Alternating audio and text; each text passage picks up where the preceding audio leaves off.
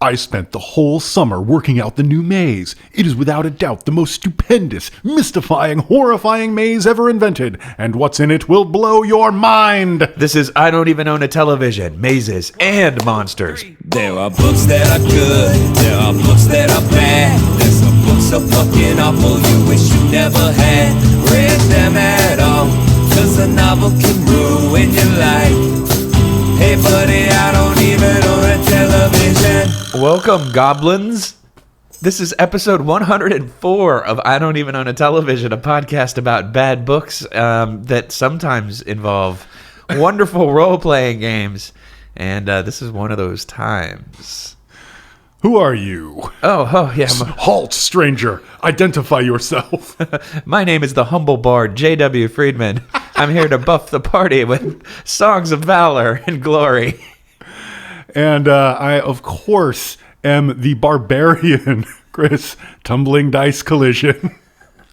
Tumbling dice. Here to gamble and rampage straight headlong into conflict whenever possible. Why? Because it's more fun than sitting around waiting for the people at the table to make their decisions and then announce them in funny, annoying voices. So, in case you couldn't tell, we're talking about a book that is purported to be, I would say tertiarily, about a Dungeons & Dragons stand-in.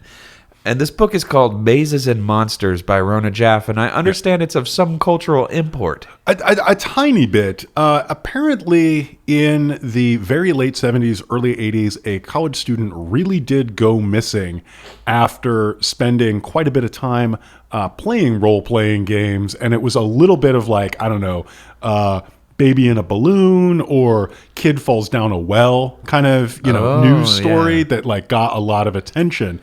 And purportedly, this book was written to cash in on this and was written in a matter of days because that shows. Rona Jaffe and her publishers and so forth were worried that other people were also probably working on the same material and they wanted to get there first. And several years later, the actual private investigator who worked on the case was so pissed off about the fictional treatment given in Rona Jaffe's book and in the Tom Hanks vehicle made-for-TV movie that was quickly spun off from it that he wrote his own book, which is nominally nonfiction but owes so very much to the pulp tradition. It owes so much to the pulp tradition. I actually put this out on Twitter a little while ago. The back cover of it is a mustachioed dude who looks like straight out of central casting for a G-Man, literally holding a Tommy gun. Yeah, I was trying to figure out if that was a Tommy gun or not, and then I realized I don't really know enough about guns to make that call, but he's definitely holding a large 1950s Untouchables style weapon. Yeah, and nor do I know enough about guns, but I was just going to white man fact it all the way through. It's fine. So, no one really needs to know a lot about guns. Yeah, that's true. And anyway, the second book is called The Dungeon Master, which is hilarious because he actually can name Dungeons and Dragons legally. There's a little disclaimer in the front that he's like, TSR, the publisher of Dungeons and Dragons, has nothing to do with anything in this book and all that. Whereas Rona Jaffe does this like master class in narrowly avoiding copyright infringement by never calling it Dungeons and Dragons. She calls it Mazes and Monsters. She renames all the character classes very cleverly, and her coup de grace is not calling it a dungeon master, the person who runs the game, calls him a maze controller, and never actually says out loud that she thought of this because it fits the maze theme, but also because it's short for MC. I know. Or I guess it's long for MC.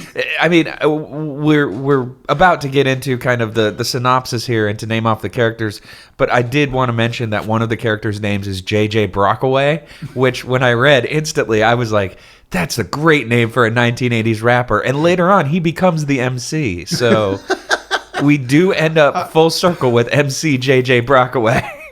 Which is, I think I saw him open up for Third Base on Yo MTV Raps Live one year. Yeah. Am I hallucinating that? No, yeah, I think he and Ed Lover and the other Dr. Dre used to get down and announce some Rakim videos. So. Yeah, J.J. Brockaway, straight out of Queens, right? Jamaica, Queens. Yeah, totally.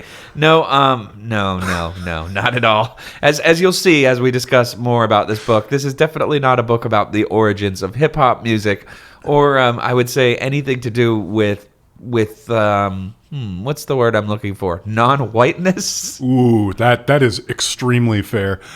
So we rarely do this, but the jacket copy in this, I got the hard copy. Oh, okay. I may not have this. I checked it out from the library, and this is kind of what we thought the book was going to be about.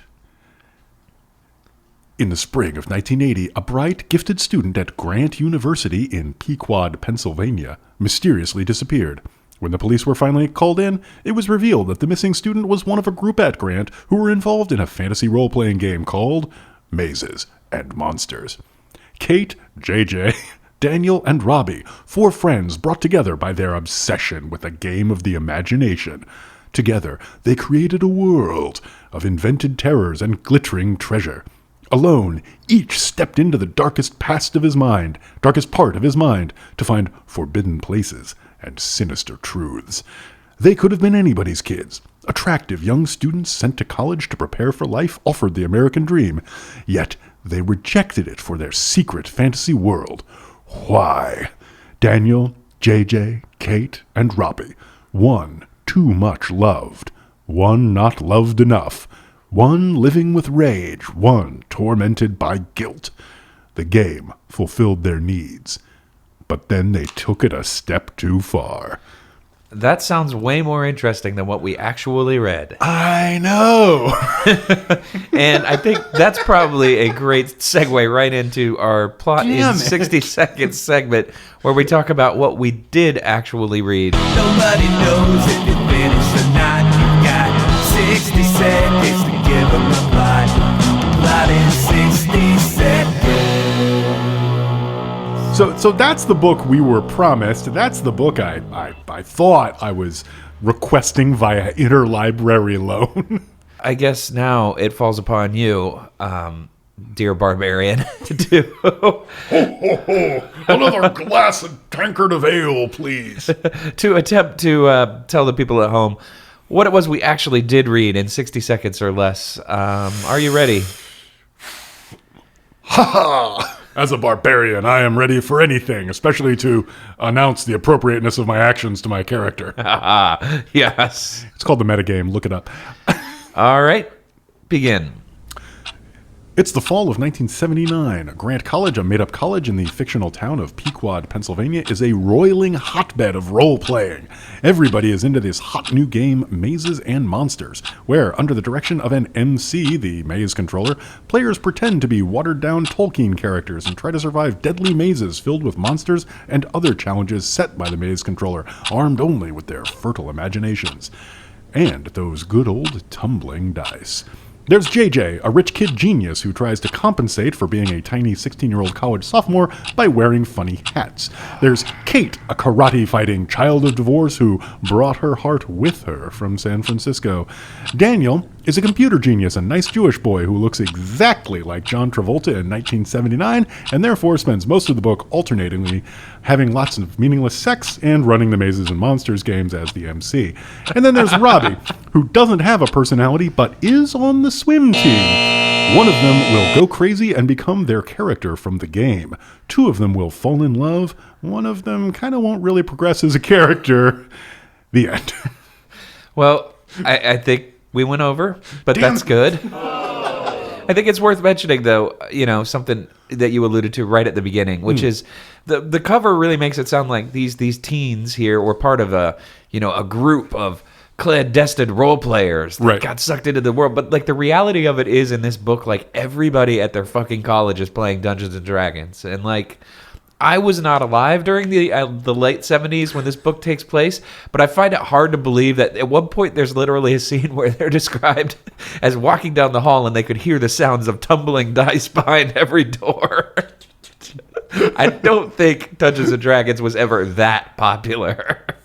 Yeah, I mean, I guess it's sort of a pre-Atari world. It's even a pre-really Space Invaders world. You know, there was a lot of time to kill, and there are a lot of marijuana floating around. That's true. Marijuana with like endearing names like Acapulco Gold, which I was laughing at that. I was laughing at that like marijuana used to have really funny names, and then I remember that now there are things called Bubba Kush and stuff. So I don't think we're getting off any better nowadays. Wow, you really had that like Nelson Muntz moment where you're like, ha ha, wait. Yeah, exactly. It really hurts. Yeah, OG headband is not any less embarrassing than Acapulco Gold, unfortunately. It really isn't, except that, you know, what they could have used back then was like a long footnote about, well, this is just a body high and will leave your cognitive faculties more or less intact, whereas... Yeah, you know, if you're looking for something that's really like couch glue, I'd like to recommend this particular strain. And by the way, did you check out my cool pompadour? Ooh. And you know what I did not actually get to in this description is that this is really not at all a book about moral panic around Dungeons and Dragons leading our teens astray. No. Which is what I think we both were kind of thinking we were going to get and what we were both kind of excited about. Uh-huh.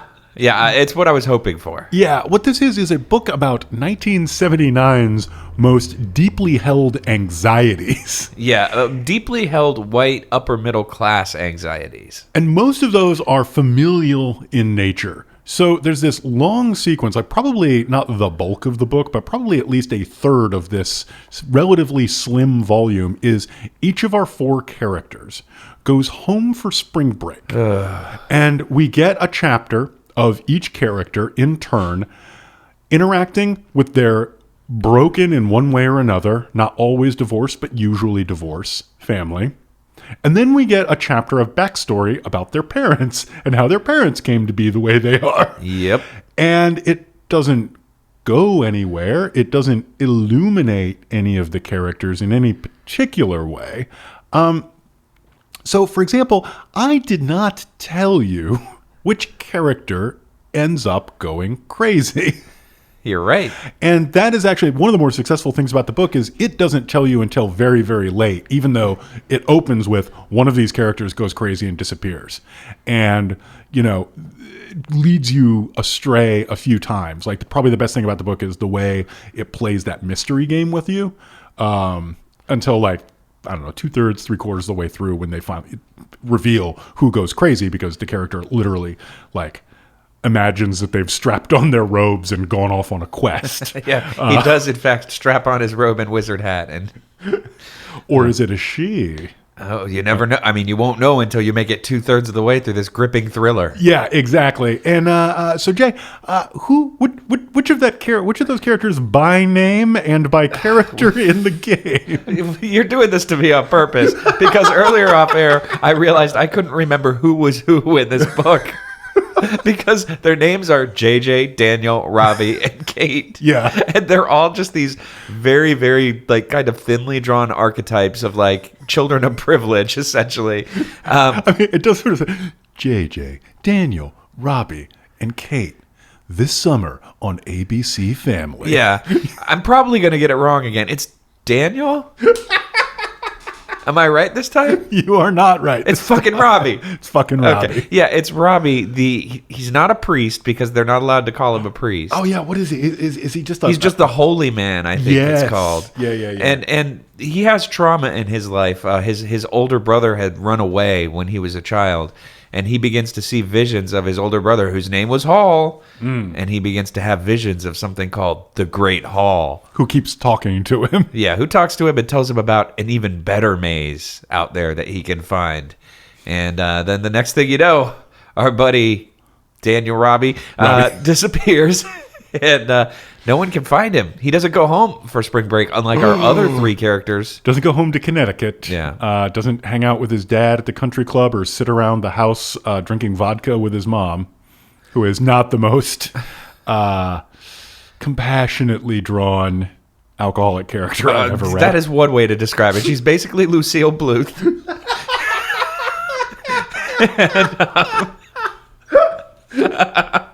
Like, literally all this character does is drink, yell at people, and then yell at people to tell them, "You're the reason I drink." It's really horrible. She does have an amazing line about how she doesn't like oyster stuffing, but yeah. All that gray fishy stuff. Yeah. Like, I'm with you, lady. And I'm a man who eats anchovies on pizza, so that says a lot.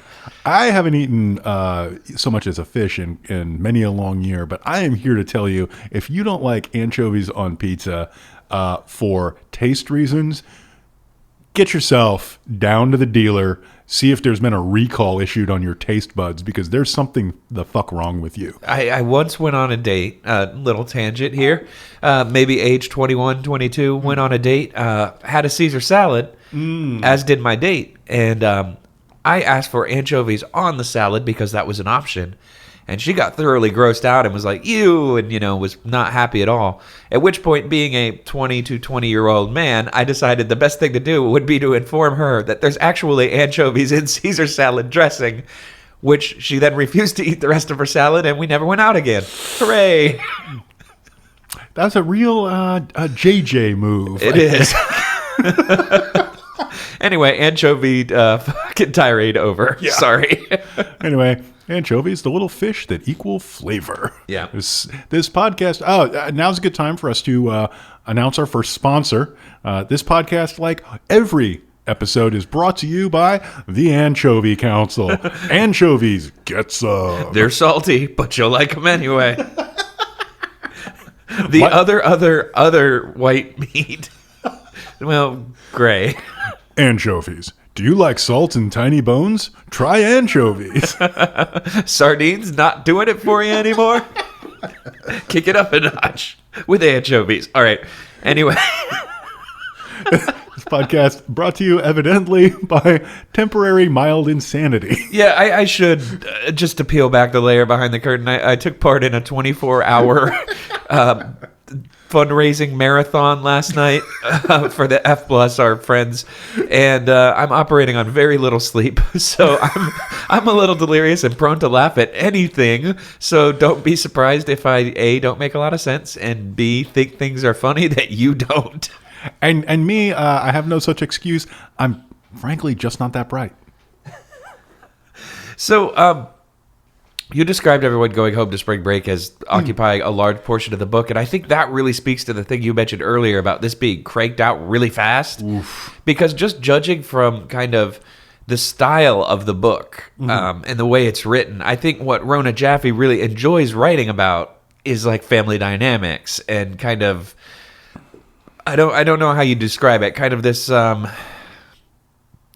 of jaded, well-to-do families and the problems that they face with their children and their relationships with one another. Because, like, more loving attention is paid to that part of the book than anything else. Yeah. And a lot of the actual, like, what you're here for, what you bought your ticket at the gate for, is really brushed over very quickly in really broad strokes. And now a lot of it makes sense now that I realize this was rushed out the door, and that I almost wonder how much of this book was actually written before she went back and just added in some mazes and monster stuff. I mean, the structure is so, professional and so competent. Yeah. It doesn't really necessarily feel like it was cobbled together with pre-existing materials, but it definitely feels like there's sections of the outline that say vamp on family here, because, as you say, it's obviously where her interest primarily lies, where her skills really kind of shine. Yeah, I mean, we mentioned the alcoholic mother character is pretty crudely drawn, but all in all, I mean, I think that she does like a really good job. Maybe actually, let's go into high points, low points right now. Here's a song. High points are high, and low points are low. High points, low points, get ready to go. All right, so I'm going to start off with a high point that I just basically said, but what it is that I do think that the sections that kind of describe these families and their various quote unquote dysfunctions and the problems that they have. And what you described earlier as kind of this like early 80s, late 70s anxiety about, like what's wrong with our kids? Are they going to be okay and stuff? I feel like that was drawn in a way that was more effective than anything else in this book, and actually was rather engaging for long stretches of time. There are a few things that are pretty silly, especially anything involving JJ and his mother, which, God. Okay, so you mentioned earlier JJ has novelty hats, which I don't know if you out there, dear listener, have ever had a friend who wears hats as a substitute for a personality, but they're not much fun to be around. And his mother, the interior decorator, every time he comes back from college, she's made his bedroom into apparently a different suite from a Las Vegas hotel, like a themed. At one point, I think it looks like an old movie with like mosquito netting, like a Casablanca kind of setup. And at another point, it's like got a rock shower or something. And it's like a pure white room, like that looks like the background of a Nagel painting or something. Yeah. And then, one time he goes there, and for some strange reason, there's a heart-shaped bed with the magic fingers machine No, I made that part up. Anyway. Mom, why did you put a mirror over my bed? Exactly. But yeah, that stuff is a little silly for sure. But I do think that a lot of the family dynamics in this book are, I wouldn't say relatable because it's a world apart from where I came from, but I would say it reads well, and you can kind of get into that sort of characterization. Yeah, I think similarly, my kind of high point is how effective the book felt as a time capsule. Like it was just this, like, you open the book and it's like this massive breeze of 1979 just blowing your hair back. And if that's something that's at all appealing to you, I think you'll know whether or not it is. Men in this book wear slippers, sit in armchairs, watch sports, and drink martinis simultaneously. Right after work. Yeah.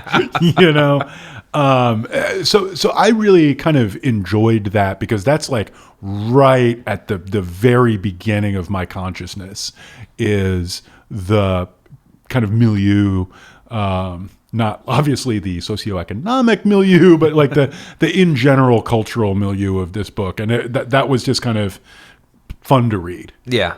I mean, I agree. And I think that's kind of pretty similar to what I was trying to get at, I guess, just coming more from a broader perspective. But those parts felt real to me, like it very much felt like believable. So this brings me to our first low point, which is teenagers interacting with teenagers. Because at any point in this book, like, any two characters could suggest maybe perhaps going to the malt shop or, wearing each other's class ring around their neck.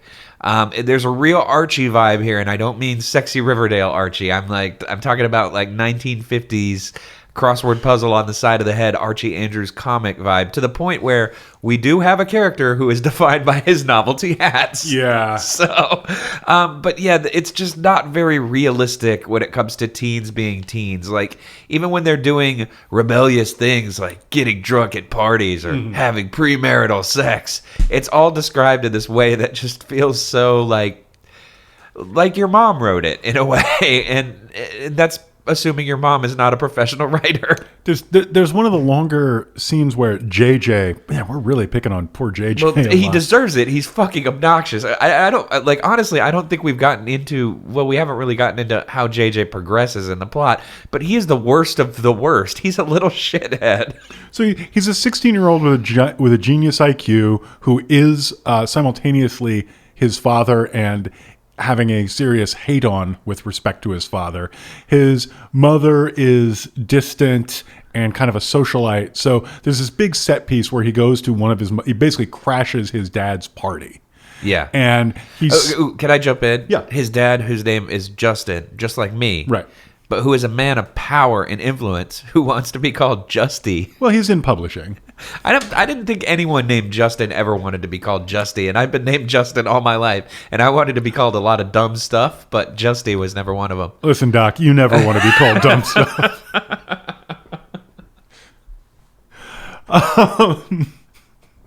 If you're hearing anything weird, the cat is angry at me for existing. He keeps doing I'm going to jump on your lap, and you're going to push me off, and I'm going to jump back on your lap thing. And then I'm going to headbutt the mic stand a couple times. Well, you're wearing black jeans, so it's a given. Right. So anyway, we can get off this pretty quickly, but JJ he crashes his father's good Christmas party instead of waiting for his father's family Christmas party the next day. It's a pretty good character note right there. Yeah. So this hat-wearing 16-year-old college sophomore shows up and is smoking little brown cigarettes in a hat, talking to the two best Russian ballerinas in New York Ballet. And it's just like, no, you're not. You know, it's one of those scenes that really feels like it was written to be filmed for a made-for-TV movie. That I guess this would get me to my next low point, which is that a lot of this feels like an after-school special. Yeah. And for those of you who are way younger than, that's true. Or me. It is kind of a dated reference now that I think about it. Like, in my mind, after school special has a connotation, but I guess nowadays not so much. So there used to be a thing called television where the monoculture would come into your home at specified times and tell you what your culture was. And one piece of that was short dramas intended to illustrate bad behavior that started out understandable, but then would be punished by society if you persisted. Yeah. And those would come on at specific times when young people were released from the institutions designed originally to get them ready to be scheduled so that they could go off to factory jobs and know that it was okay to have to do the same thing at the same times every day. Yeah. Those were called schools. I don't know what they're called now. So there were these, Oasis. right. Oh, I did it, folks. damn it. So, a young person would go home. There was nothing to do, and there was no such thing as any kind of on-demand entertainment, as evidenced by the fact that eventually people would start playing pen and paper role-playing games deliberately. Yeah. And you would get these didactic little stories designed to teach you the boundaries of acceptable behavior. Those were called after-school specials. One of the most famous ones I can think of is about the one about a teenager who took LSD and then thought he could fly and jumped off the roof of his school, which I'm still not sure if that ever actually existed or if I've just seen the same fake thing referenced so many times that it's achieved that sort of solidity in my mind. Yeah. You talk about a cultural artifact as though it exists long enough, and eventually it does. People maybe even a little younger might recall kind of the era of a very special episode of. Exactly. So the after school special was replaced years later by the very special episode because this really reduced the costs for everybody involved. Instead of making an hour and a half long thing and having to introduce new characters who maybe you'd like or maybe you wouldn't, it could just show a brief escapade featuring somebody you already knew and liked. And it only had to take up half an hour instead of an hour and a half. So it's cheaper for everybody. So you could just have Elizabeth Berkley get hooked on caffeine pills for 30 minutes and then be totally fine the next time you see her. Exactly. Yeah. Or if you're a little older, you might remember that happening to Alex P. Keaton. Oh, I forgot. Didn't he have a homeless friend in one special episode too? Probably. Okay. Wow, we're way off the rails here. It's weird. Yeah, because that ended with the family like taking him down into the basement and grinding him up and eating him. That wouldn't surprise me at all. By the way, the show we're talking about is Silver Spoons. Look it up. Family Ties. Oh, you're right. Silver Spoons was the one where he had the homeless friend in a special episode. Really? Yeah, and I think they took him in for Thanksgiving, and then you never saw him again. 80s TV was fucking weird. Yeah, it's a bad scene. Anyway, so that was my low point, whatever the fuck it was. What's your second low point, Jay? My second low point is that Mazes and Monsters does not sound fun. Like, I've played Dungeons & Dragons. I've had fun playing Dungeons & Dragons. Mazes and Monsters is obviously a game written by an author who has not played Dungeons & Dragons and does not understand the fundamental appeal thereof. Because in her mind, essentially, this is almost like an improv game, it seems like, where the dungeon master is constantly answering questions from the characters. Like, they'll go into a room and one of them will say, "Is it dangerous here?" And the maze controller will say, "No, it's fine." And then they're like, "Okay, cool, let's go into the next room. Is this one dangerous?" And the game proceeds accordingly, which I'm like, this doesn't sound fun at all. It's like, it's playing 20 questions, except you have to do it in silly voices. Yeah. The silly voices is actually, I'm just going to jump to it. That's my high point, is several of the characters really get into what would come to be called high role playing, where when you're sitting around at the table, you're basically always in character. Yeah. And one of them really gets into it. is it the one who goes crazy? It could be more or later. Dun, dun, dun. And so that is kind of fun. Some of it is relatively well drawn. Like the one part of D&D I think she gets really acutely is the process of like kind of working your way up in any given play session to like feeling like you're in character and acting as your character would instead of as you would.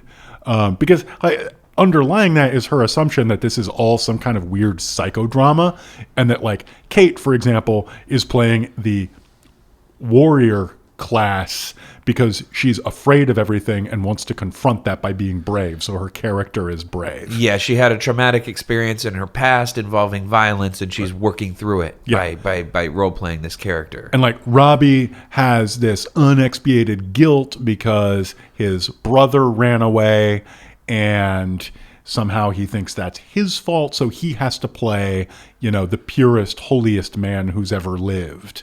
Sort of a Christly, saintly character. And then the other two have characters that are completely unrelated to anything in their backstory. I was just trying to figure out, I'm like, wouldn't it be Daniel? Because he's the one out there having all the sex. He should be the one who becomes the holy man. I did it again, Jay, didn't I? Sex is good. Oh. Not bad. Well, I mean, yes, but not in the world of this book. There's an extended spiel in here where our sex having character and Kate finally have a heart to heart, and he explains to her how hard it is to get laid all the time and how it just makes him feel so empty inside. And it is just the most, I mean, you said after school special already, so I won't use that term again, but just the most treacly kind of, listen, kids, it may sound fun. It is a little bit weird, too, to have this, 19-year-old computer whiz who wants to get into game design after college give the spiel of, like, a jaded recent divorcee who has been, like, hanging out at the disco, going to coke parties, and exploring the swinging lifestyle and discovering it's just a bummer. Like, that's the monologue. That is, yeah, it's literally, he's like, you just don't understand. It's like, they're all strangers. None of them want anything from me except for the physicality, and it's like, it just leaves me feeling so empty. And like, meanwhile, like, this character is supposed to be, like you mentioned, like a 19-year-old computer whiz. And I think it says a lot about the era that this book was written in, where a guy who is an aspiring game designer is getting constantly laid. Well, I mean, he does look like 1979 John Travolta, so I'm not convinced he wouldn't have been getting constantly I would laid. say a lot of the appeal of 1979 John Travolta was physique related. Yeah. And nothing pumps the muscles like writing some code. I'm just saying. Jay just did the Hulk Hogan ripping the shirt off. You should see my forearms, but only them. The rest of me is kind of shaped like the Pillsbury Doughboy, but my forearms, holy fuck. Maybe his outfits were just very carefully selected. The clothes are not well described, except for JJ. Yeah, well, JJ's got hats. Actually, I'm just going to read you JJ's fucking hats because we had to read it. You have to endure it. Oh, I was going to make a list of his hats and I forgot. I was going to go back through it. They're all conveniently listed on page 9. I actually checked. Every hat he wears is specified here. Well, there's hat foreshadowing? It's more like he has a hat loadout that is carefully specified and then deployed. It's part of his inventory. Yeah. So again, we talked about how this book is structured. If you see one character do something, it's a fair bet that you're about to read 3 more chapters where each of the other 3 characters does the same thing. Yeah. And this starts at the very beginning where we get to see each character arrive at Grant College and unpack and set up their rooms. They all have singles, by the way, so they were spending a lot to go to that school. He folded his dozen cashmere sweaters and put them into the dresser drawer along with his 2 dozen preppy-looking shirts. He lined up his collection of funny hats along the dresser top. The alpine hat, the hard hat, the cowboy hat, the sombrero, the Snoopy aviator cap, the World War I German helmet, and the Mickey Mouse Club beanie with the ears. Fuck you, JJ. I've known this kid. This kid is obnoxious, and I'm saying this. I will fully admit that for a while, when I was like 14 or 15, I thought it was really cool to wear a top hat with casual clothing, and I still look upon this with disdain.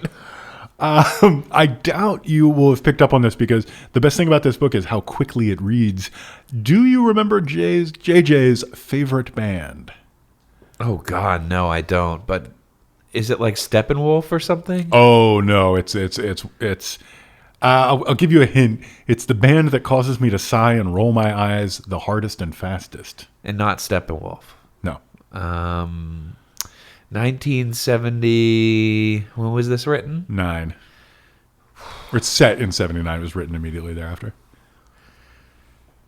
Chicago? Close.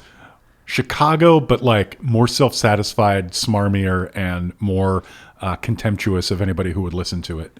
Oh God, I mean, I can't think of anything that fits that more than Chicago. So why, yes, it's the Dan of the Steely variety. Oh man, JJ just never really quite figured out he needed to get into cocaine. What teenager likes Steely Dan? Not a good one. We're gonna get emails now. I don't know. I need a beer. Should we take a break? Yeah, let's take a break. Wait. Did we do a second round of high points? I like how nothing good happened to the character who likes Steely Dan in the end.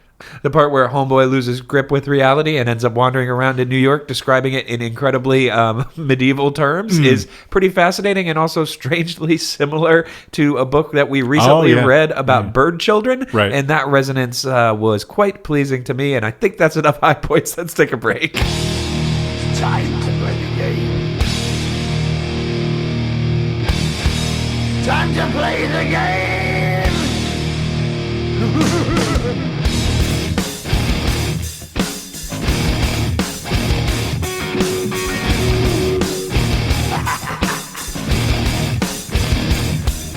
It's all about the game and how you play it. All about control. And if you can take it, all about your debt. And if you can pay it. All right, welcome back to the episode of I Don't Even Own a Television, where I am so sleep deprived and delirious, I just mistakenly referred to myself as 28 years old, and then we both went off on a fabulous musical journey. Ho, ho, ho. 'Twas good to sing with ye, bard. I am a bard. When I was 28, life was awful great. Okay, anyway. Back to Mazes and Monsters by Rona Jaffe. I want to say before we get into games, we've been hinting at it, but we haven't talked about the actual going crazy, quote unquote, that happens here, wherein our character loses touch with reality in the most Hollywood way possible and ends up wandering the streets of New York, mistaking everything he sees with characters from his Mazes and Monsters inspired fantasy. I know right now Mr. Terry Gilliam is persona non grata because he has shown his ass in the way that only a 70-year-old man... You mean a member of Monty Python has said something shitty in his old age? I find this incredibly hard to believe. And yet I gotta ask you to believe me in this moment. I know it really came out of left field. How could a 70-year-old man who has always defined himself as smarter than everybody else say or do something fucked up, and yet it happened? Yeah, I read a John Cleese interview that came out about 6 months ago, and it made me never want to think about Monty Python again. But I know where you're going with this. So anyway, the section where he loses his mind, if you ever wanted to see The Fisher King, but unimaginably shoddy, can I recommend to you Mazes and Monsters? Yeah, exactly. He's wandering around town looking at gold coins and trinkets and things like that, and mistaking homeless children for what does he call them, trolls and things like that, and he gets accidentally sucked into the seedy underworld of hustling and ends up accidentally almost murdering a man. And Although, so I know where you're going with this. I want to give a supplemental low point to this because it's so quickly done that two of the least believable things of all time happen. First, he is adopted by the, streetwalker with a heart of gold character. Wait, in a 1980s book? Who comes in, exists for about 4 pages, and then is ushered off and never to be heard from again.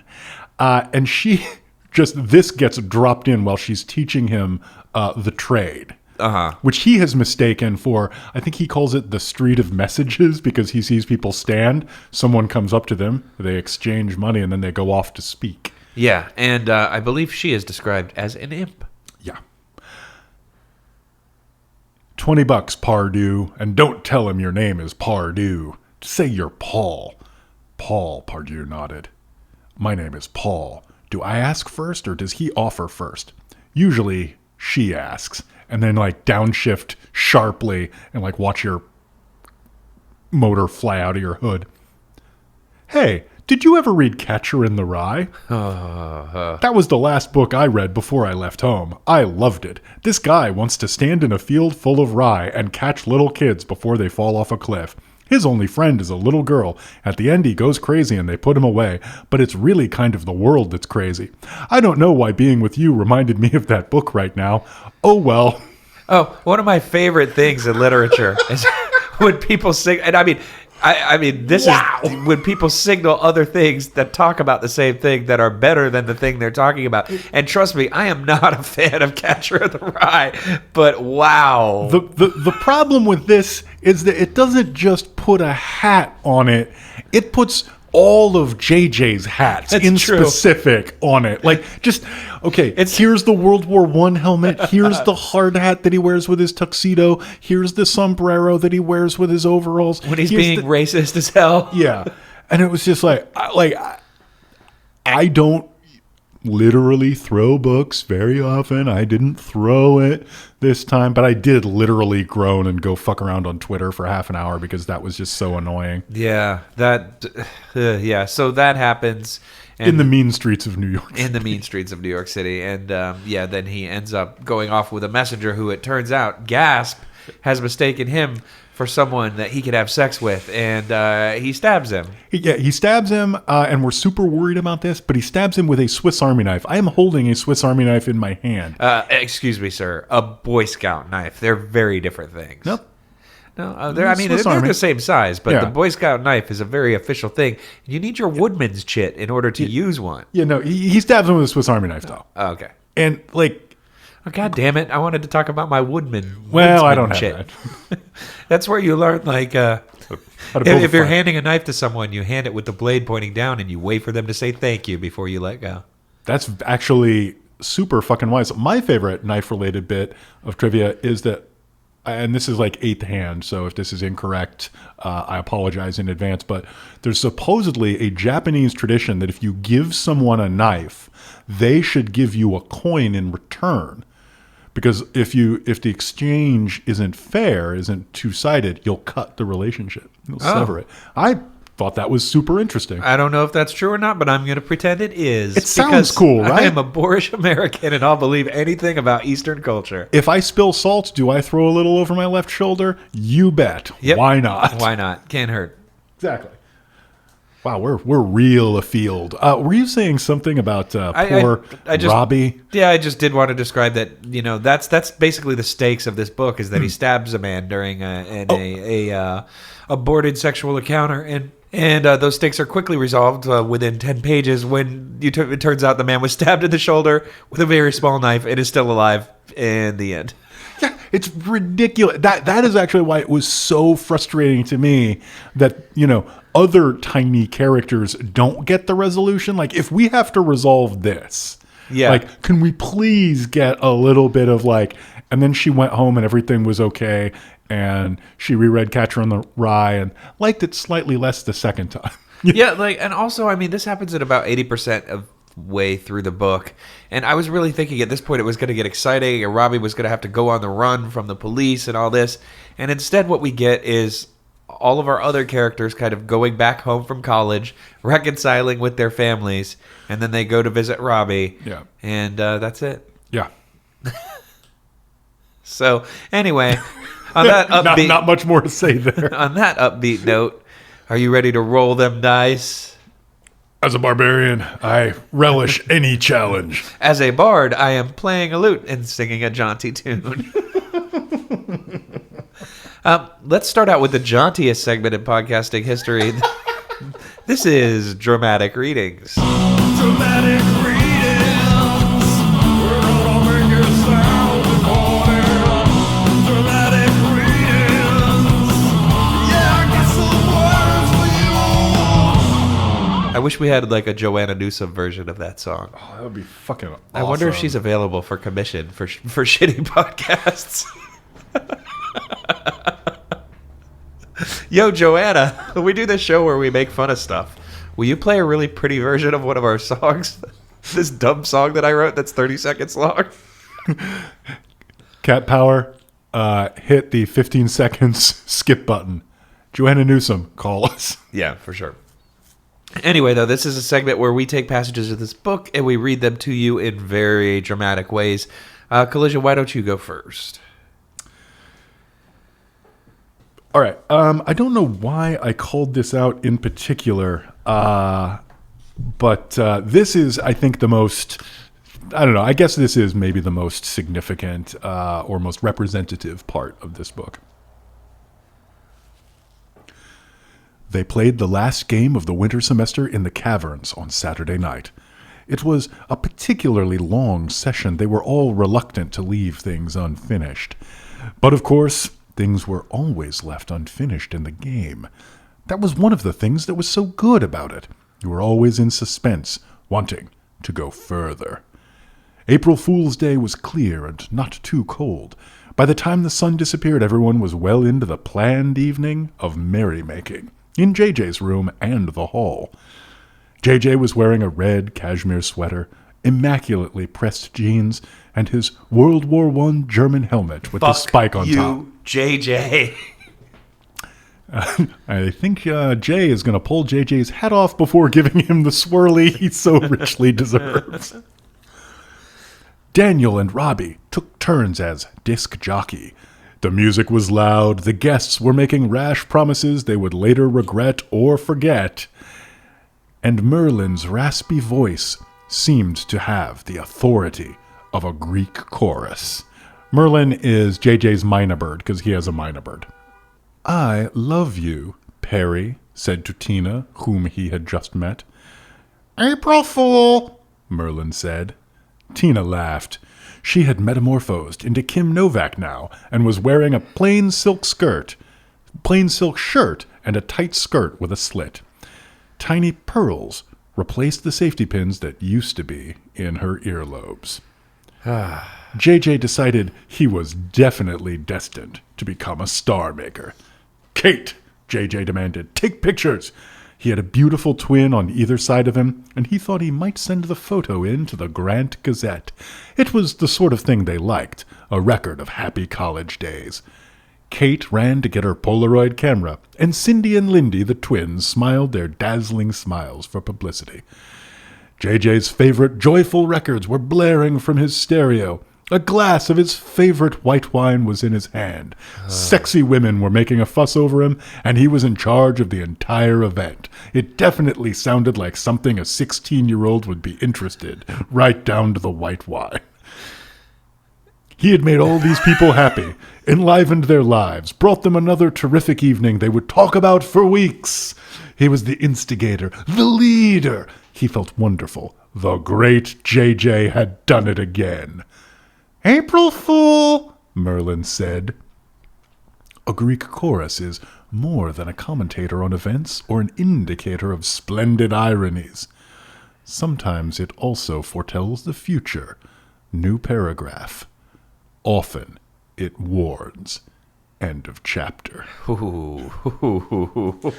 By the way, okay. So subtle this book most definitely is. Yes. As a barbarian, I enjoy that. And P.S. Now, everyone at home, maybe you can understand why I hate JJ as much as I do. He's such a little prick.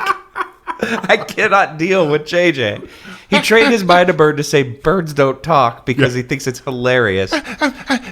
Pretty girls are at my party. Somebody take a picture really quick. Then I'm going to send it to the newspaper. The newspaper would love to print this picture of me in a fucking stupid hat with some pretty girls. After that, I'm going to send my unsolicited demo tape to Epitaph Records. What could possibly go wrong? What I like best about my party is that my friends are playing the records, but they're my records, so I don't have to hear anything I don't like. Yeah, I didn't even think about that. You're right. His friends were taking turns playing disc jockey using his musical selection. That's good. Yeah. You hired DJs obsequious assholes 1 and 2. Remember that party that I threw? You're still talking about it weeks later, right? Yeah. Hello? Yes, because you won't shut up about it, JJ.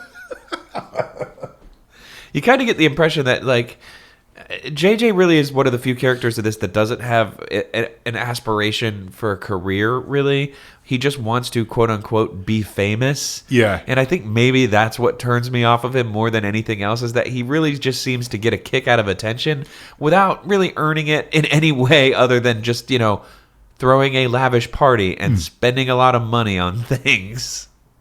I don't like that. These grapes are so sour. No, it's definitely true. Like, he has this ambition. He's going to be an actor.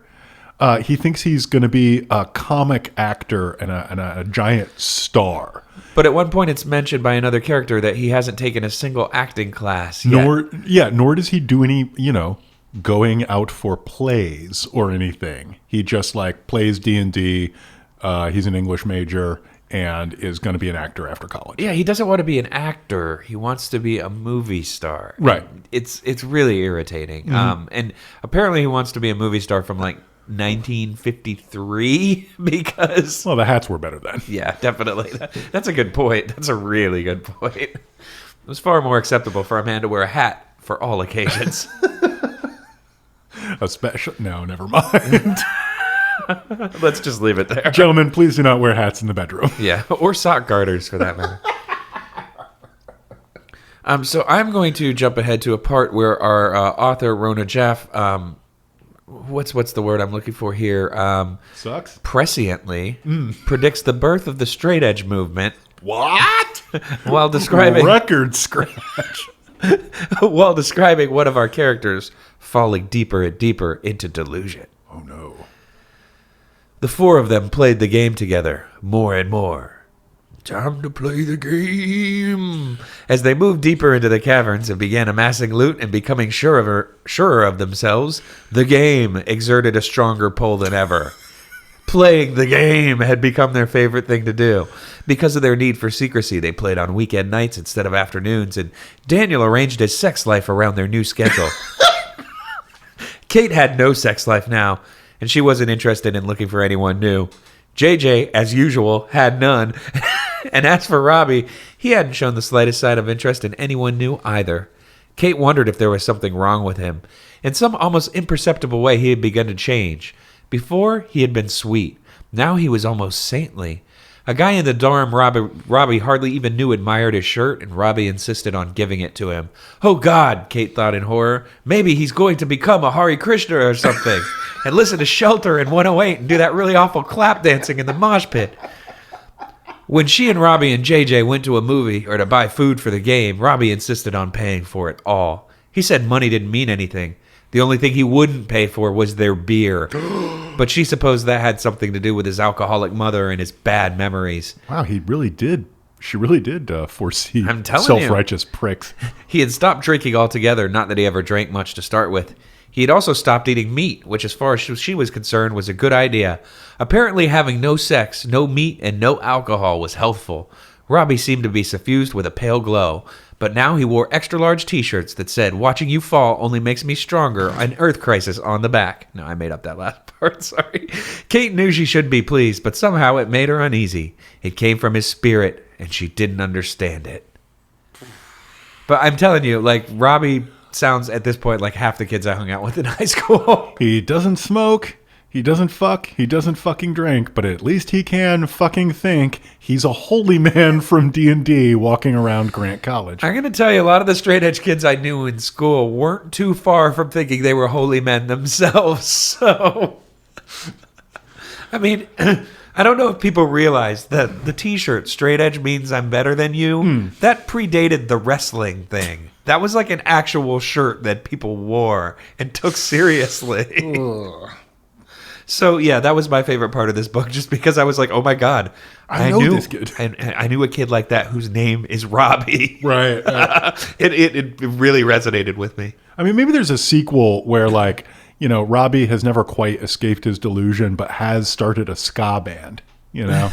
No, JJ would be the guy with the ska band for sure. He's got the funny hat collection. JJ would manage the ska band that's and, like, true. be the ska band dancer. Oh yeah, he'd be the Ben Carr to their Boss Tones. He'd be the pick it up guy. Yeah, who also wore a funny hat, if I remember correctly. He was known for the whoopee cap, much like Jughead Jones. You know what? I've been out-ska'd this day. Look, buddy, you don't want to trade ska knowledge with me. Jay, congratulations. You win this one.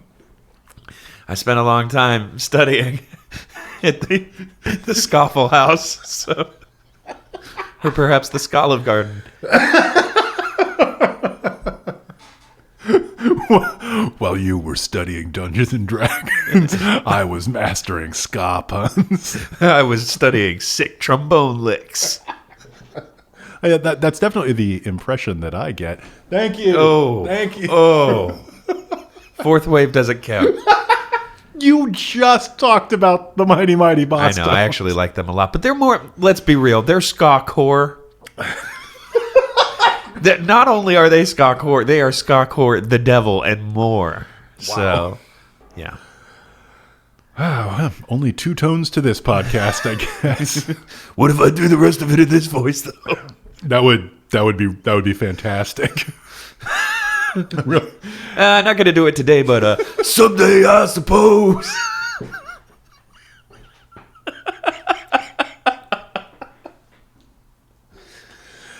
I never had to knock on wood. Okay. Let's move on. Jesus, Yes, can we please? we've just aired out the darkest regions of my closet. And surprisingly, it's a stack of Mighty Mighty Boss Tones CDs. So moving along. You know, that what came as a surprise to me.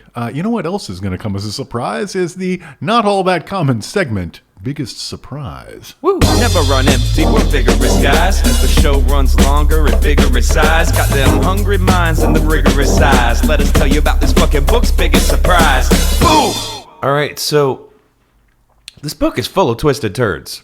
And I think there's a lot that, you know, will take you off guard, but I think both of us definitely encountered one large surprising moment, and this segment exists for us to dive into it.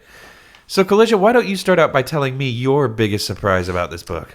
I shall. So you touched on it. There's this long segment where Robbie has lost touch with reality, and he's walking around New York and mistaking the subway for a dragon, and, you know, meets a cartoonish homeless man who introduces himself as the King of France and repeatedly eats tiny cakes, which on like the 3rd reference I finally figured out like are almost certainly donuts. Yeah. Do you think I hate to interrupt, but I got the impression that the guy told him that he was the King of France to fuck with him. Oh, because yeah. Okay, good. I just wanted to make sure we're on the same page here. Yeah, because like he introduces himself as like, I'm Pardew, the holy man searching for the great hall. And the guy's like, yeah, great. Pleased to meet you here in the subway tunnels, kid. I'm the King of France. Yeah, okay. I just wanted to make sure we were on the same page there. Yeah. But it's all like extremely made for TV movie. You know, it has an extremely shot on video feel to it. And it's also anodyne that when Robbie slips out of his delusion, it feels very, predictable and very natural. So when on the literally, like within the last 3 pages, it turns out that Robbie has no memory of ever exiting his delusion and is back in his delusion and is like irretrievably lost to this.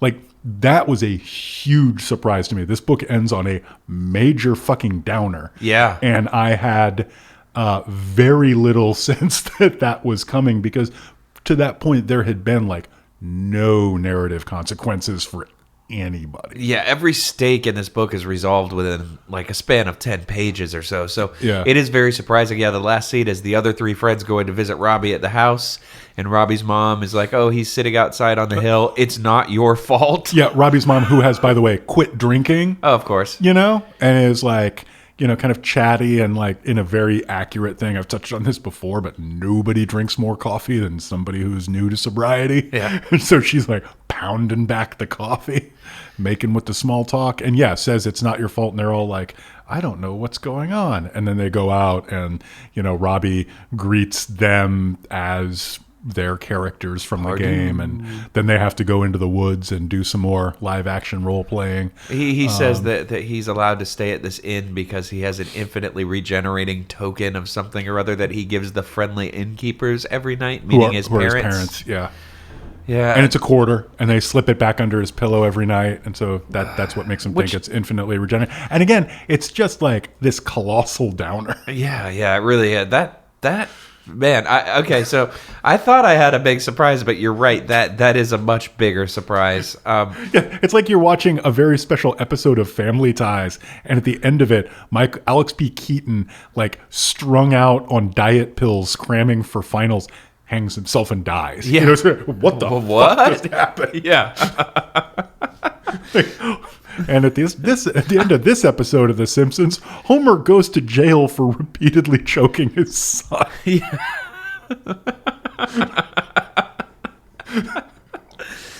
I guess short of that, for me, the biggest surprise was kind of the lack of resolution in Pardew's trip to New York, and that I definitely thought at some point he was going to have this revelatory moment where he would, encounter the Great Hall, his brother. There's a lot of talk of the 2 towers, which is referring to the World Trade Center, which it's really interesting to read about things like that now. It definitely dates a book, and strangely poignant in a way, but yeah, I was really surprised that there was never a point where he maybe encountered someone who he thought was the Great Hall, or had a vision of the Great Hall telling him his quest was complete and he could move on or something. It's like he just kind of randomly snaps out of it after, his kind of brush with almost murder, and then slips back into it again, and then snaps out of it again and slips back into it again. But there's never, I mean, it's a book about telling stories. And the most important kind of meta story inside the book has no ending. And that bugs the shit out of me. So I guess that was a pretty big surprise. I think that fits. Yeah. Although maybe it's a little bit better picture. I don't know. I mean, like I said, it's this cartoon, comic book, bad movie version of insanity or of mental illness. It bears no reality. It bears no relation to anything in reality. But that particular fact that it doesn't just go away when some terms of the delusion are resolved is semi-accurate, at least. Yeah, well, I mean, I'm not saying that I expected it to go away. I just like there was never a climax to his delusion. Yeah. Is what just, I'm saying. Just it's on like, a storytelling level, it just kind of like is introduced. There's also like the closest it comes is when he thinks he has to fight a dragon and then almost gets hit by a subway train. Right. And that's the closest that you get to an actual climax to this kind of story within a story. Right. Yeah. And there's never really a narrative connection made between his guilt, his need to be holy. There's never any real relation between him being holy, his brother who he's guilty that left being like the greatest holy man of all time. Like, all of that is just sort of like presented, but none of it is linked. None of it really hangs together. Before he disappears, he starts drawing maps, and it turns out he's drawing maps of the New York subway, and at the center of the map, he has drawn a blue heart. Mm-hmm. And I thought for sure that was going to have some sort of resonance in the story, and he was going to find this area at the center of, the New York subway, and it was going to be filled with something that would remind him of his brother, or, he would find his brother or something like that, and none of that happens. But as the great Hall said to Pardue, wait. They don't love you like I love you. Wait. They don't love you like I love you. It's true. Ma-ah-ah. Ma-ah-ah. Ma-ah-ah-apps. Those lyrics really, really sound different when they're presented without melody. There was melody there. I think the word that you're looking for what was missing was talent. Okay. Sorry. It's fun to play a Guitar Hero. I love that song. Yeah. I have no shame. I have no guilt. That song rules. I like a lot of dumb crap. It's okay. It's okay to like dumb things. Yeah. Shall we play one last game? We shall. Is it Mazes and Monsters? Speaking of dumb crap. You've been listening to it. All right. Waka waka. Let's try to end this on a little bit of a high note. Jay, what is your fave? What is your fave? What is your fave? When you're presented with a list of options, what is your fave? Oh my goodness, we're gonna pick out our favorites from this book, and I know Collision usually comes prepared with a detailed list of options here, so I'm very excited to hear what they are. I do want to say I have one more short game to play after this, shit. so listeners, Even better. Gauge your expectations accordingly. But yeah, I am so ready for What Is Your Fave? Gird your fucking loins. Yeah, with some sort of chainmail or perhaps a loincloth. I was gonna make a codpiece joke, but that would be like the second episode in a row I made a codpiece joke, and that might say more about me than I want to let out in the public. I mean, we're +1 to mention codpieces. I already said it's I was, right there on the character sheet. I already said I was a bard, and perhaps I'm playing the flute while wearing a codpiece. What's his name? Ian Anderson? This episode brought to you by Jethro Tull. There you go. Jethro Tull, still on tour. Some reason won the Best Heavy Metal Album Grammy. In 1988. The inaugural one. Honestly, And Justice for All's not that great a record. It's mixed really poorly. You can't hear the bass playing at all. Anyway, let's proceed. I've heard enough Jason Newsted. He wasn't on that good. record, dude. That was Burton. Oh, really? Do not. You're shaking your head. Do at me. not come to me. Okay. With Well, now we both had our moments. pre-end stage Metallica facts. Yeah, and actually, I will end you, brother. mine was probably a far more egregious mistake to make than mixing up the members of the Mighty Mighty Boss Tones. Hey, look, different worlds have different priorities. It's very, very true.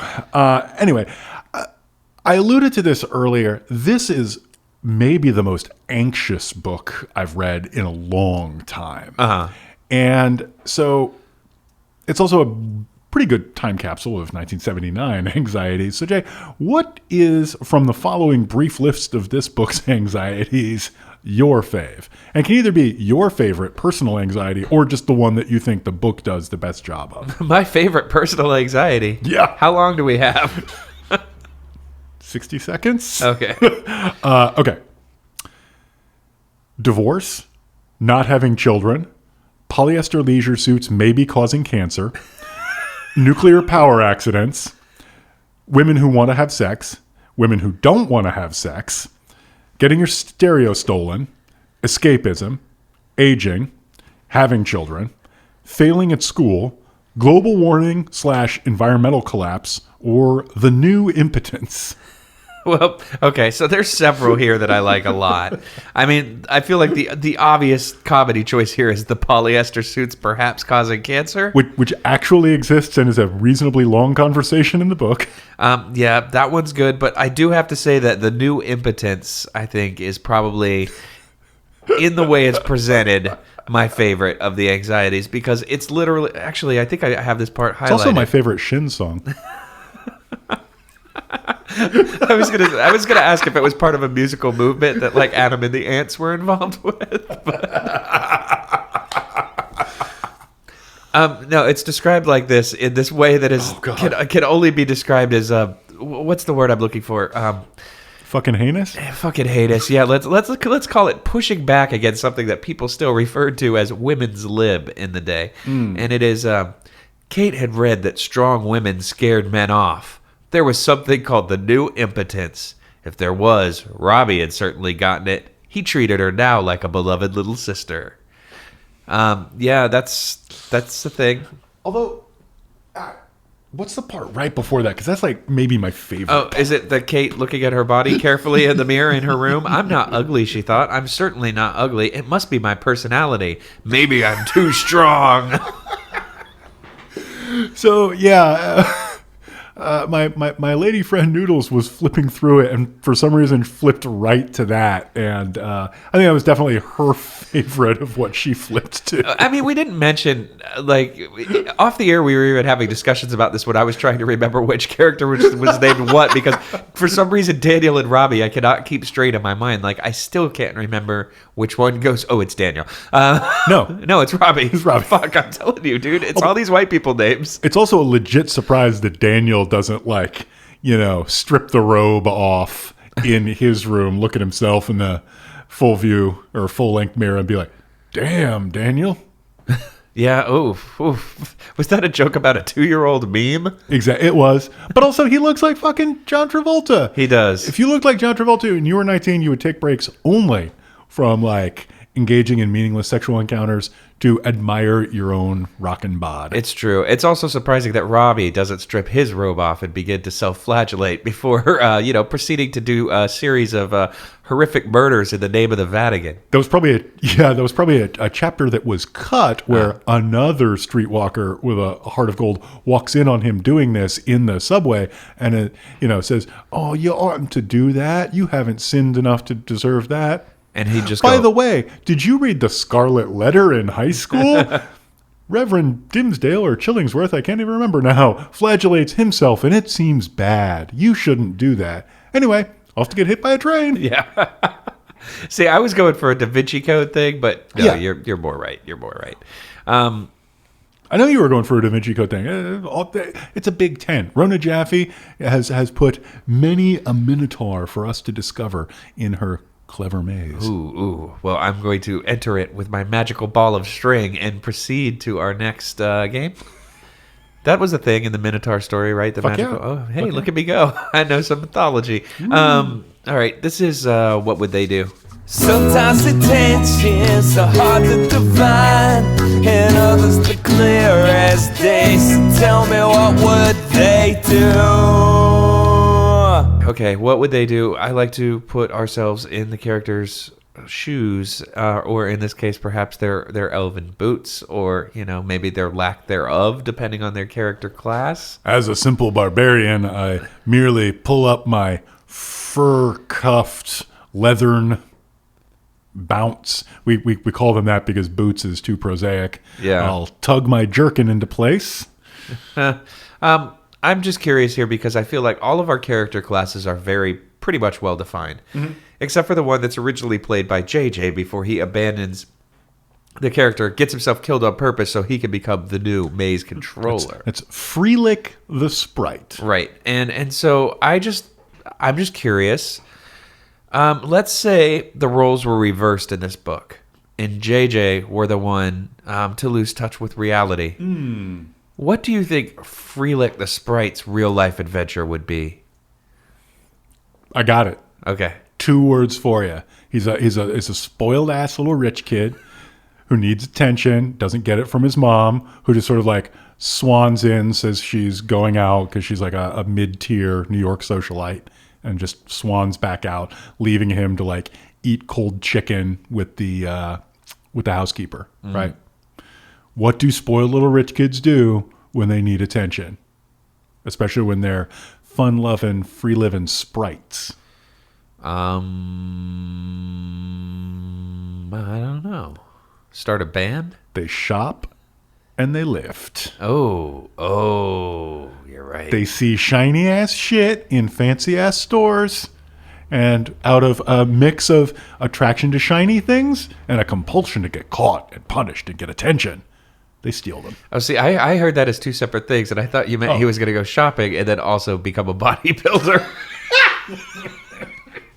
Sick gains, Sprite.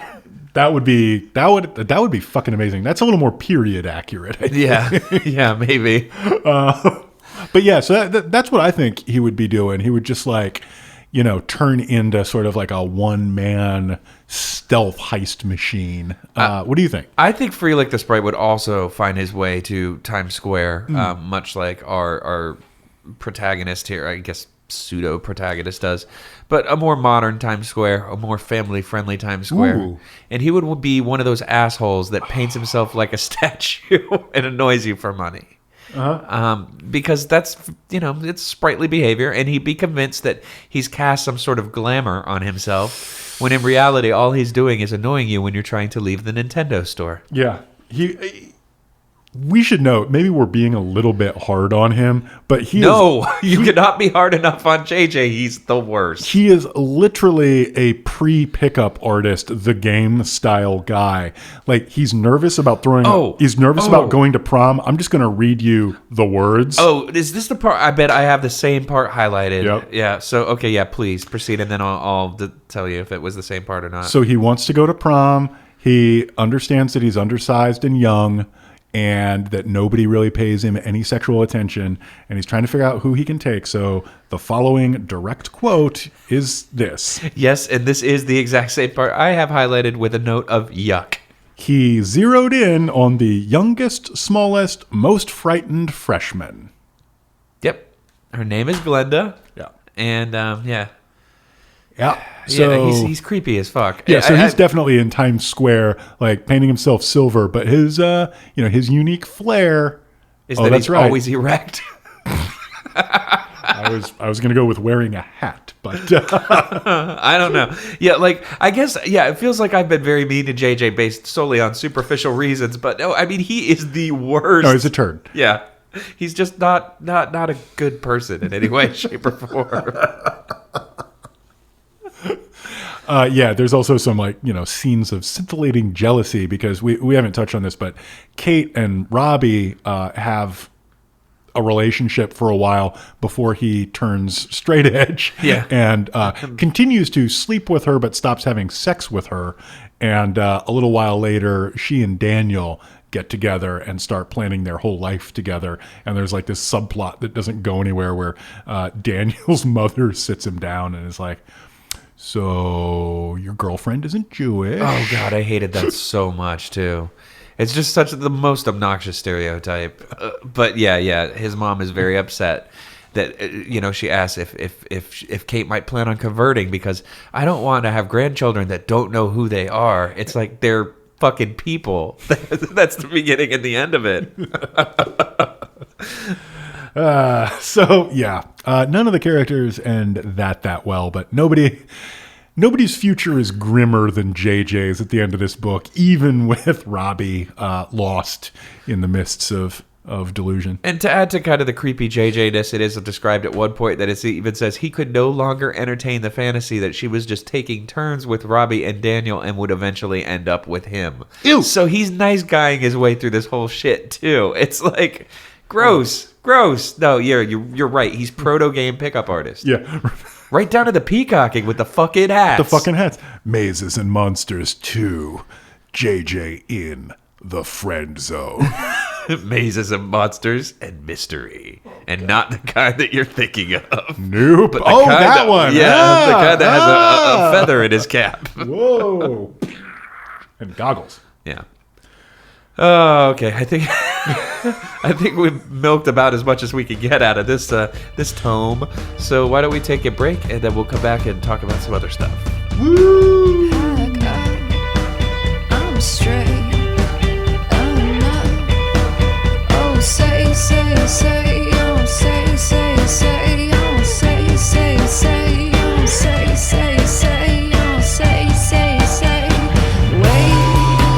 they don't wanna be like I love you. Wait, they don't wanna be like I love you. Wait, they don't wanna be like I love you. Oh goodness, we're back. We've accumulated glittering piles of treasure, made our way out of the maze, vanquished several monsters. Ho, friend Jay. It's true. And Our quest has completeth. I played many jaunty tunes on my lute along the way. But now we're going to recommend things that are unfortunately not tabletop role-playing games, but well, maybe, who knows, but they're not this book, at least. Dozens of listeners have just ripped their headphones off in disgust. God damn it, I came here for the tabletop role-playing games. When will these assholes recommend Gamma World? I have the Pathfinder card game, I like that, but people make fun of me for it, so yeah. Anyway, how about that Settlers of Catan? That's a different kind of game too. No, yeah, whatever. I'm more of a. Sorry, I was about to make a joke about how I'm a Cards Against Humanity guy, and I just choked on it. No, yeah, I can't do that even in jest. That's the awesome game that lets you say horrible things guilt free because you're edgy. I mean, I have played it a number of times with people who have no particular interest in saying horrible things, and then like if you're doing that, you can come up with some fairly good absurdist humor. But the secret is generally when you play those types of games, it's because people have gone through and pruned the deck of several cards that exist only to set up horrible things. There's also just sort of a general game playing piece of trivia that I'd like to share with you, which is games are more fun when you're not playing them with complete munches. That's a good point. That's a really good point. That's why like a lot of those bars that specialize at board games with strangers, I'm like, why do you want to do that? Coincidentally, no one will play games with me. Yeah. As I have been declared robustly A munch? a complete munch. Yeah.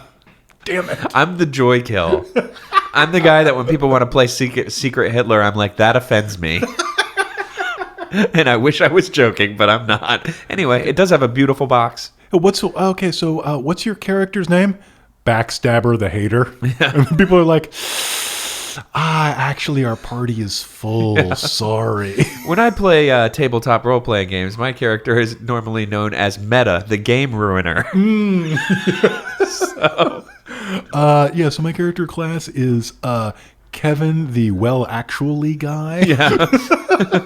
+4 for arguing with DM about obscure rules. There's actually no way a trapdoor can work without a visible hinge, and so I would have seen the hinge. Therefore, we're not in any peril, and we didn't actually fall into the trash compactor. Oh, you're so much fun to play with.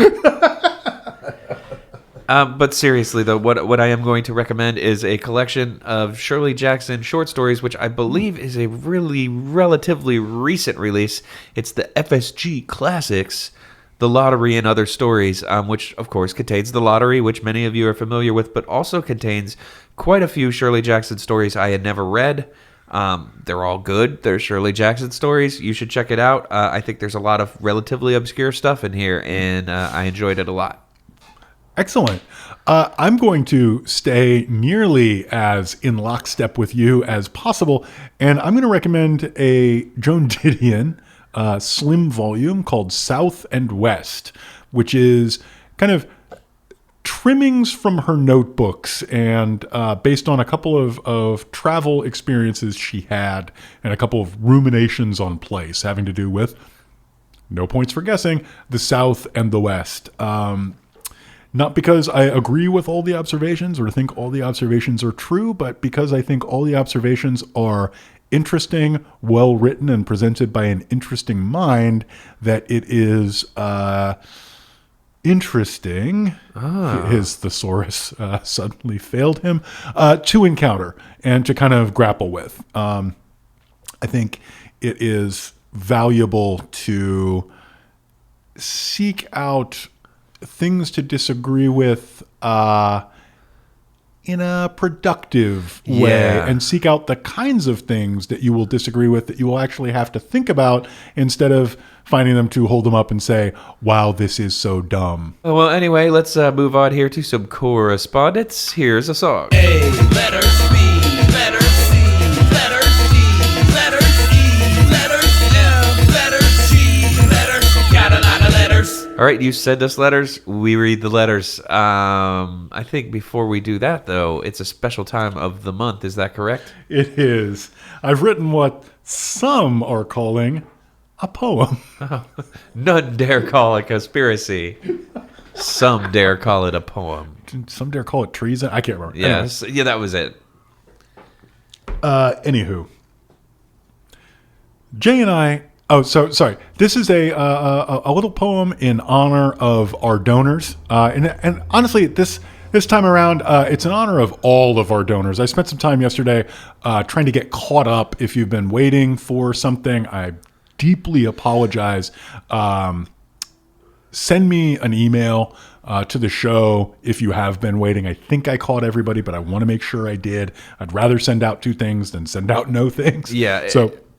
I mean, it's worth noting that the mighty enterprise of I Don't Even Own a Television only extends to our large network of producers, joke writers, mixers, engineers, sound sweeteners, publicists, marketers.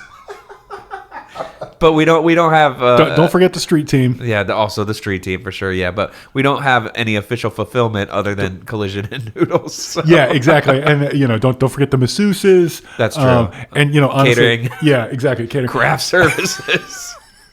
Limos to take us to our various private jet staging facilities. Nothing but anchovies, baby. Yeah. But yeah, it's a small operation. Sometimes I fall behind because I what's the word? Oh, right. Suck.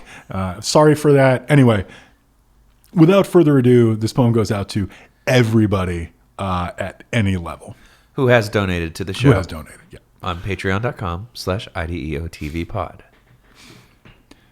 Jay and I have a problem. We're a couple of amiable rummies who want to sneak into your headphones to make with the funny. But first, we have to get past one nasty goblin. His name is Being Broke, and he finds people and robs them. And then points and laughs and yells, "Hey, dummies, no one's going to listen to 2 dopes who sound shitty because they have no money." So we were sad and skint, listening to Last FM, just a scuffling and a scrobbling. But then Jack showed up, and Rich and Daniel entered the maze.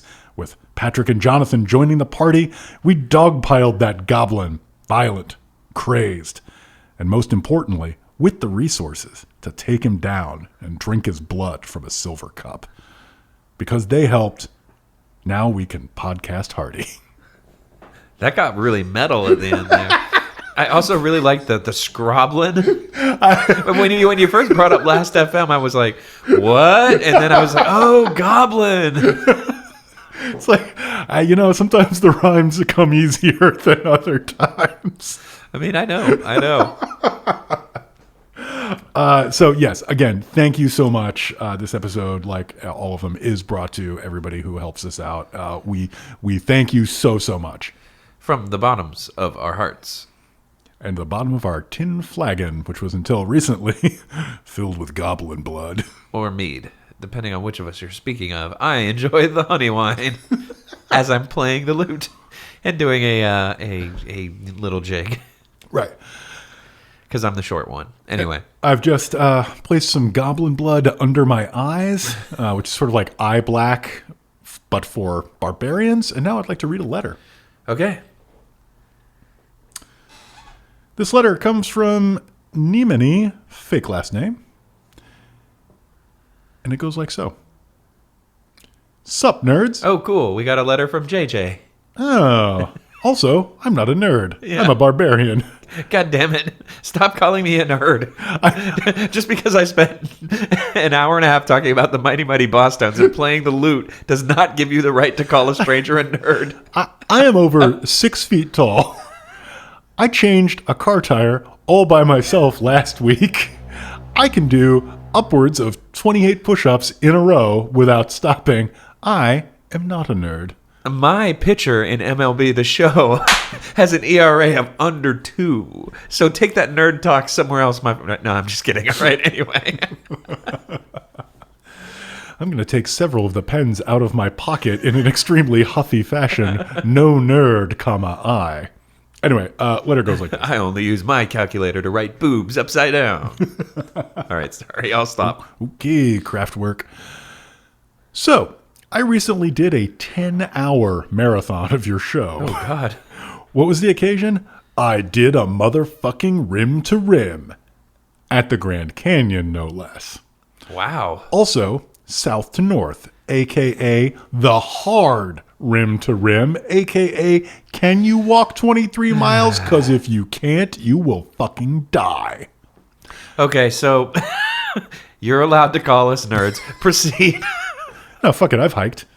I hiked nearly 5 miles just 2 weeks ago. So, once again, gaze in the splendor. I tapped out. I tapped out at rim to rim. I didn't even know what it was at first, but it just sounded way more physical than anything I'm about willing to do. So I thought it was a coffee challenge at first myself. It was pretty good. Though, toward the end, I thought I had died and gone to hell. Your mockery of Jim Morrison was just the cackling of the damned at that point. Anyway, some notes. There is a book called Paperbacks from Hell. It's kind of a reader's guide to the horror explosion of the 70s and 80s. Although I don't recommend it to y'all, it is good actually. Every single novel it covers would be a good episode. You tend to do best when you're like, this novel was bad, but holy shit, did the crabs eat some fools.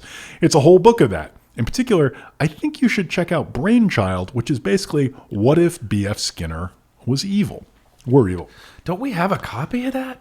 I don't have a copy of it. I've been meaning to look it up. I frequently, when I'm looking for stuff, do stumble over. It's written by Grady Hendrix, I think, and a lot of the book was first blog posts at various places. His own blog. He had a great series at like Tor.com, I think. I've probably just seen it written about so many times that I've now created an alternate reality where I have a copy of that book, but I can see the cover in my mind, basically, And it's definitely like a fellow traveler for sure. Like, and is really fun to kind of, gaze into now and again. His series are really fun. I think I don't agree with everything he says. That's an enjoyable thing about reading what he says. Who wants to listen to something that they don't agree with all the time? I know. Anyway, also, too, without getting too deep into it, and at some risk of somehow in some way undercutting my repeated claims that I am in fact a mighty barbarian and not a nerd, let me roll up my sleeves to display both my distinctive features tattoos and my X-bar theory tattoo to point out that you don't need to write a book specifying what if B.F. Skinner were evil. B.F. Skinner was in fact evil. His view of humanity was about as dark as you can get. Anyway, Chomsky, yay, in a narrow sense. B.F. Skinner, boo, in a very broad sense. And this has been known since, 1955. Pushes up glasses. What, locking your own kid in a box is somehow not an admirable thing to do? The Man in the Box, cool, awesome, good song, grimdark heavy metal. First time I ever heard a talk box used tastefully, by the way. The Little Boy in the Box? Oh, kind of a bummer. Won't someone come and save him? Yeah. Save him. Speaking of Little Boy in a Box, if you're looking for a pretty good time at the movies, I got to jump on the train that everybody else is on, A Quiet Place. Worth seeing. Oh, yeah, I heard it was really good. When you said jump on the train, I was trying to figure out how that correlated with Black Panther, which also ruled. But I was like, there weren't any boys in boxes in Black Panther.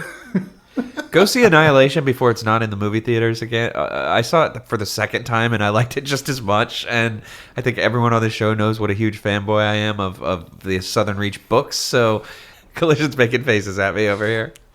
I didn't mean to step on your recommendation. No, it's all good. I'm not here to yuck anybody's yum. I will just say my opinion about Annihilation is slightly different. Oh, okay, all right. I mean, it's cool. It's cool if you don't like movies where people get sliced open and there's weird wormy things inside of them. That's understandable. Slicing up eyeballs. Ha ha ha ho. For the longest time, I thought that the lyrics to that song was "I am Moon Shen and I'll lose ya." Which I think is so much more clever than just saying the name of the movie. I don't know, but that movie is fucked up. I've never watched it. I have a weird eyeball thing. You wildly do not need to see that movie then. Because if you don't have a weird eyeball thing, that movie will give you one. Yeah, I mean, that's like, I like a lot of gory horror movies and shit, but the minute like any violence to eyes happens, I am fucking out of there. So... Can also recommend you avoid the was it Fulci movie Zombie? Oh yeah, no, I've made that mistake.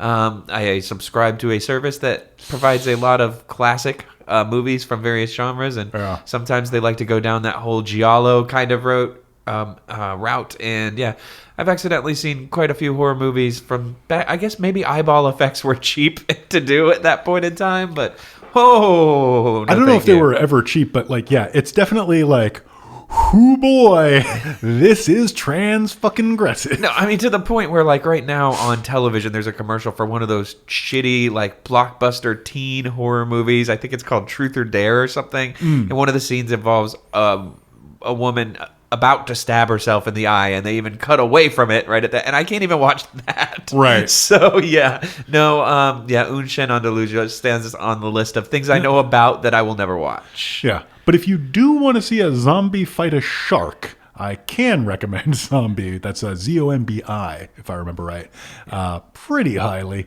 Also, the comic books The Goon had like a lot of fun because one of the reasons that like knife to the eye violence is such a thing is that it was explicitly banned in the comic book code for a very long time. Oh, okay.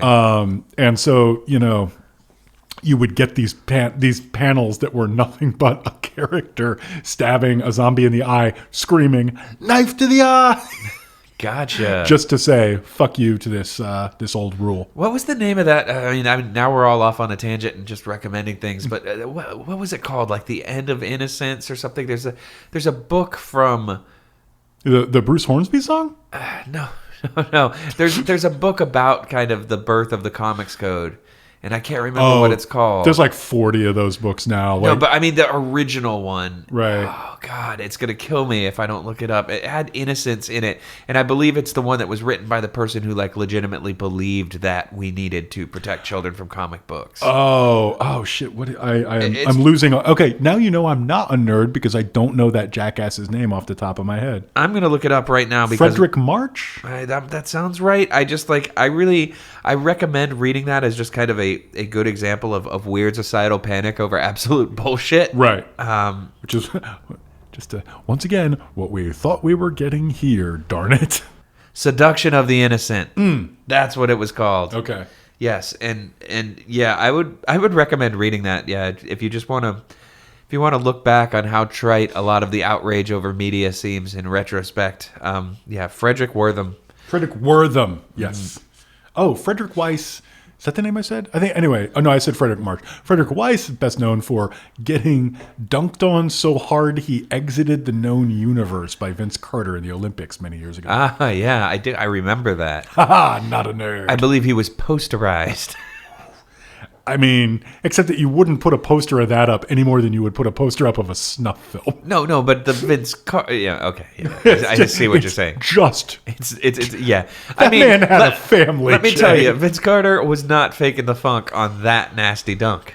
Indeed not. And with that, See, with that, now you know we're not nerds and we can head on out of here. So if you want to keep in touch with us, it's I don't even own a television at gmail.com. We're on Facebook, IDEO TV Pod. We're also on Twitter where we're constantly talking about sports and hot rods and lifting weights and other totally not nerdy things. So come say hi to us as long as you know you're cool and Yeah, and muscular and rad. yeah. And as for me, a barbarian, I'm off for my next quest. And I'm off for my next quest to serenade the crab. Oh, crab, I think about your pictures. Later.